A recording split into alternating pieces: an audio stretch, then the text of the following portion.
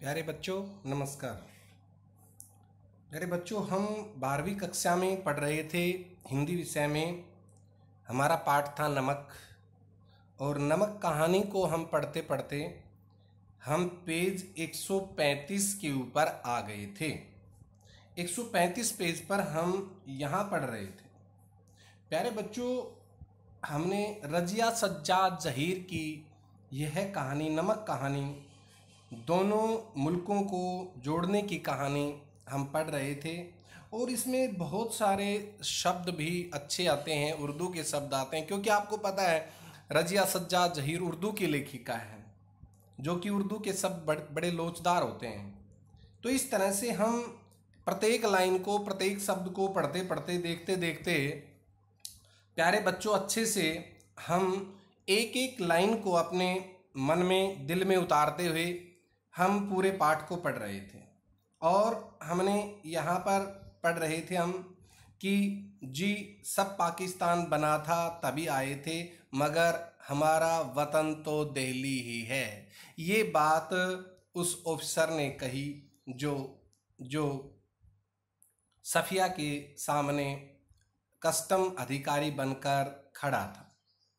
सफिया ने हैंडबैग, मैंने ये बताया था कि ये पैरा प्रश्न छांटने के लिए आता है, इसको बोलते हैं अर्थ ग्रहण संबंधी प्रश्न। सफिया ने हैंडबैग मेज पर रख दिया और नमक की पुड़िया निकालकर उसके सामने रख दी, और फिर आहिस्ता आहिस्ता रुक रुक कर उनको सब कुछ बता दिया। यानी कि अपने मन में किसी प्रकार का संदेह व द्वंद्व नहीं रखा।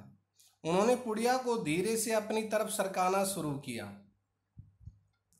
जब सफिया की बात खत्म हो गई तब उन्होंने पुड़िया को दोनों हाथों में उठाया, अच्छी तरह लपेटा उस ऑफिसर ने, और खुद सफिया के बैग में रख दिया।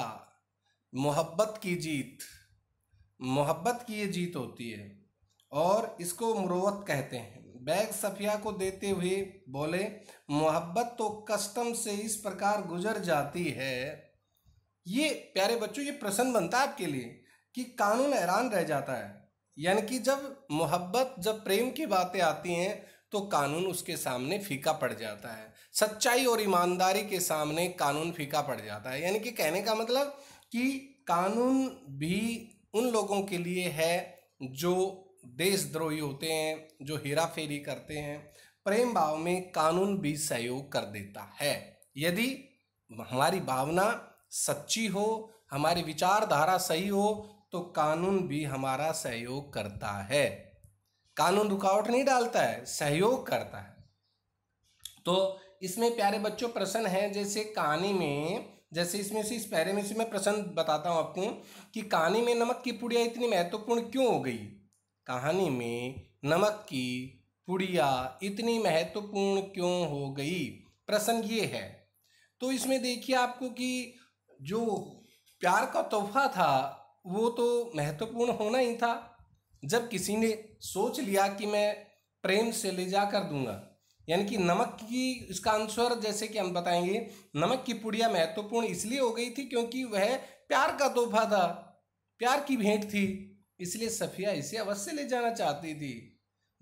दूसरी ओर नमक ले जाना कानून के विरुद्ध था, इसलिए नमक की पुड़िया अचानक महत्वपूर्ण हो गई थी कि गैर कानूनी होते हुए भी मोहब्बत से, प्रेम से जुड़ा हुआ तोहफा है।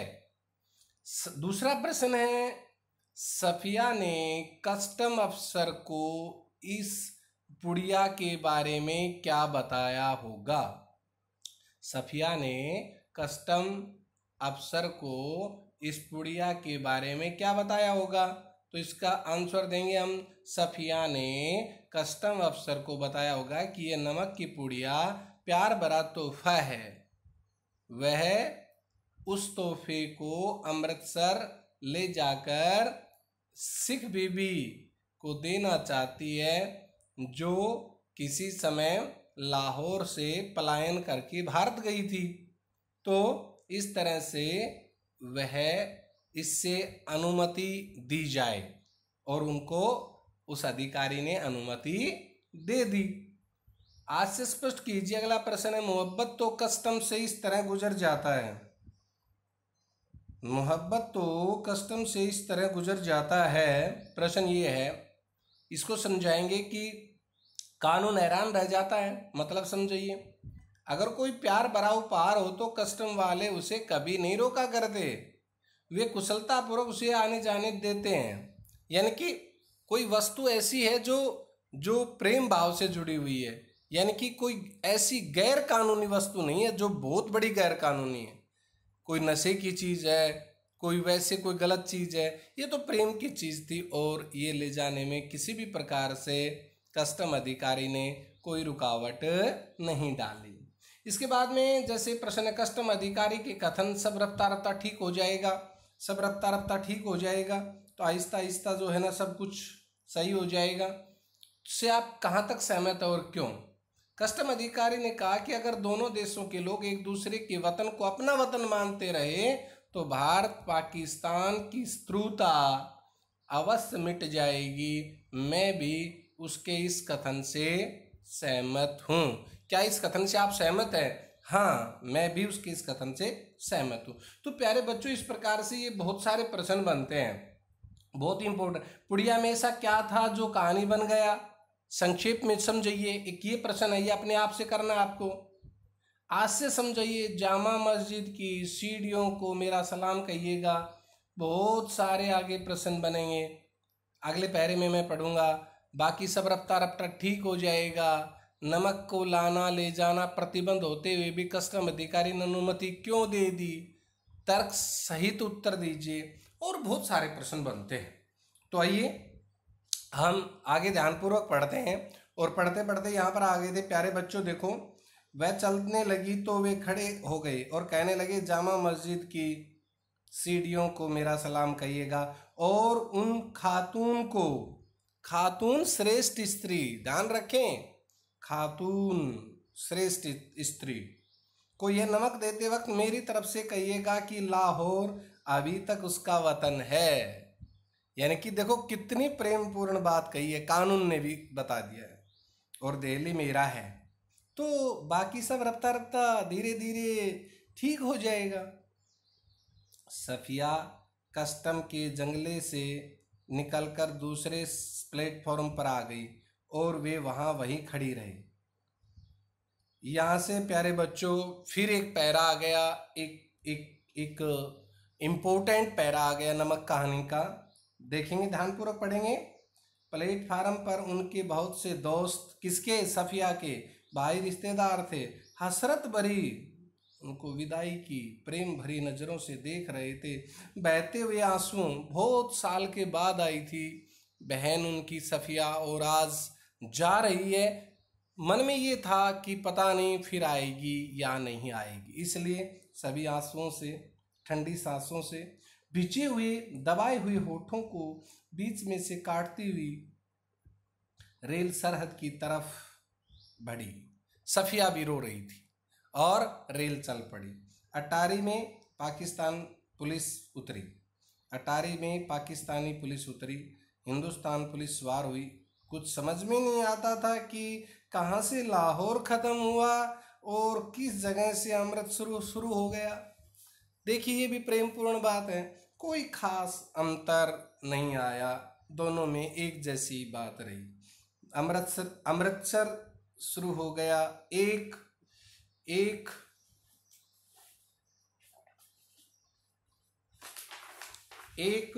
जमीन थी, एक जवान थी, सबका एक सा स्वभाव था, एक सी सूरतें थी, शकल, लिबास, पहनावा, एक सा लबो लहजा, जो बोलने का तरीका, एक जैसा अंदाज था। गालियां भी एक ही सीधी, जिससे दोनों बड़े प्यार से एक दूसरे को नवाज रहे थे। यानी कि एक सीमा रेखा ही तो खींची थी। रहन सहन तो पहले साथ ही तो रहते थे, वही था जैसे कि दो भाई आपस में बंटवारा कर लें, अपनी तरफ से बांट लें। वही तो बात है कि उन्होंने बीच में सीमा बना ली है, लेकिन रहन सहन तौर तरीका तो सबसे पहले भी ऐसा ही था, बाद में भी तो रहेगा वैसा ही। बस मुश्किलें सिर्फ इतनी थी, देखो कितनी महत्वपूर्ण पंक्ति कही है। मुश्किलें सिर्फ इतनी थी कि भरी हुई बंदूकें दोनों के हाथों में थी। दोनों के हाथों में भरी हुई बंदूकें, बंदूकें देखो कैसे लिखा जाता है, बंदूकें, बिंदु है, बड़ा ऊ की मात्रा है। मुश्किल सिर्फ इतनी थी कि भरी हुई बंदूकें दोनों के हाथों में थी। भाई थे दोनों, और किस तरह से आपसी तनाव के कारण, कुछ चुनिंदा लोगों के स्वार्थ के कारण ऐसा हो गया। नहीं तो शायद दोनों यदि प्रेम से रहें तो दोनों की परवरिश, तरक्की बहुत ऊंची चली जाए और विश्व देखता रहे। लेकिन ये स्वार्थ की राजनीति के कारण ऐसा हो गया था। अमृतसर से यहाँ पर प्रश्न की, जैसे कि आपके लिए मैं बता दूं कि जैसे कि प्रश्न है, बन जाता है कि सरहद की तरफ बढ़ते हुए प्लेटफार्म पर कैसा दृश्य उपस्थित था। देखो वो रो रहे थे, देख रहे थे। उत्तर बनेगा, जब सफिया पाकिस्तान भारत की सीमा की तरफ बढ़ रही थी तो प्लेटफार्म पर बहुत सी भावनापूर्ण दृश्य उपस्थित था। कितने ही दोस्त और रिश्तेदार उसे हसरत भरी निगाहों से देख रहे थे। कितने दोस्त देख रहे थे, हसरत भरी निगाहों से देख रहे थे। कितना ही आंखों में लंबी जुदाई के आंसू थे। कितने ही यह सोचकर ठंडी सांसों भर रहे थे कि न जाने उनका मिलन फिर कब होगा। कुछ अपनी भावनाओं को दबाने के लिए होठों को बीचे हुए थे, दबाए हुए थे, जो हमने आपको अभी अभी बताया था। दूसरा है, प्रश्न है, अटारी क्या है, वह पुलिस में बदलाव क्यों हुआ। अटारी क्या है, देखो बीच में चर्चा आई है ना, लाहौर अटारी, तो अटारी के बारे में बताइए। अटारी उस गाड़ी का नाम है जो भारत और पाकिस्तान के बीच चलती है। जब गाड़ी भारत की सीमा में होती है तो उसमें भारतीय पुलिस के जवान सवार होते हैं, पाकिस्तान की सीमा में होती है तो पाकिस्तान पुलिस सवार हो जाती है। इसलिए उसे पाकिस्तान में चलकर भारतीय सीमा में प्रवेश करते ही पाकिस्तान पुलिस उतर जाती है और भारतीय पुलिस सवार हो जाती है। और लाहौर और अमृतसर में अंतर क्यों नहीं प्रतीत होता हुआ। लाहौर अमृतसर दोनों देश अलग अलग हैं। देखिए, सफिया को लाहौर और अमृतसर में कोई अंतर नहीं प्रतीत हुआ। कारण यह है कि दोनों ही नगरों की जमीन, बोली, सूरतें, पहनावा, कहने का ढंग और गलियां भी एक जैसी थी, और हाव भाव, बोलने का, आवाज का तरीका दोनों तरफ से एक जैसा था, एक जैसा मिलना जुलना सब एक जैसे थे। और है, भारतीयों और पाकिस्तानियों में कौन कौन सी समानता थी। भारतीयों और पाकिस्तानी शक्लें एक जैसी थी, आपने अभी पढ़ा है, दोनों की शक्ल एक जैसी थी, भाषा बोलचाल एक जैसा, तरीका एक जैसा था, यहाँ तक कि उनकी जीवन शैली और गालियाँ भी एक जैसी थी। वे उन्हें गालियों से एक दूसरे को स्वागत, सत्कार और तिरस्कार कर रहे थे। इस तरह से, जैसे कि एक और प्रश्न बनता है आपके लिए, भारत पाकिस्तान के निवासियों के बीच पुलिस मुश्किल क्या है। भारत पाकिस्तानियों के बीच मुश्किल क्या है। भारत पाकिस्तान के निवासियों के बीच मुश्किल यह है कि बंटवारे से दोनों दिलों में दूरियां बढ़ गई हैं। वे राजनीतिक दृष्टि से अलग होने के कारण व्यर्थ एक दूसरे में दुश्मन बन गए हैं। वे सदा एक दूसरे के विरुद्ध बंदूकें ताने खड़े रहते हैं। तो प्यारे बच्चों, यहाँ तक हमने पढ़ा है और ये प्रश्न भी हैं। और आइए एक बार हम आगे शुरू करते हैं। यहाँ से, अमृतसर में कस्टम वाले फर्स्ट क्लास वालों के सामान की जांच उनके डिब्बे के सामने कर ही रहे थे।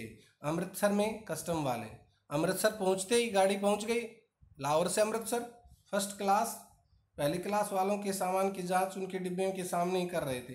सफिया का सारा सामान देखा जा चुका था, तो वह उन नौजवान कस्टम अफसर की ओर बढ़ी जो बातचीत और सूरत से बंगाली लगते थे।